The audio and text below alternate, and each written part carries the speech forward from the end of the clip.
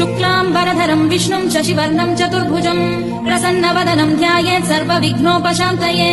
यस्य द्विरदवक्त्राध्या पारिषद्ध्या परश्शतम् विघ्नम् निघ्नन्ति सततम् विश्वक्सेनम् तमाश्रये व्यासम् वसिष्ठनप्तारम् शक्ते पौत्रमकल्मषम् पराशरात्मजम् वन्दे सुखतातम् तपोनिधिम् व्यासाय विष्णुरूपाय व्यासरूपाय विष्णवे नमो वै ब्रह्मनिधये वासिष्ठाय नमो नमः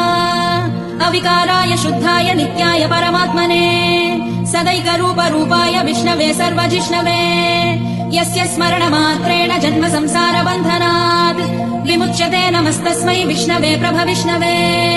ॐ नमो विष्णवे प्रभविष्णवे श्रीवैशम्पायन उवाच श्रुत्वा धर्मानशेषेण पावनानि च सर्वशः युधिष्ठिरः शान्तनवम् पुनरेवाभ्यभाषत युधिष्ठिर उवाच किमेकम् दैवतम् लोके किम् वाप्येकम् परायणम्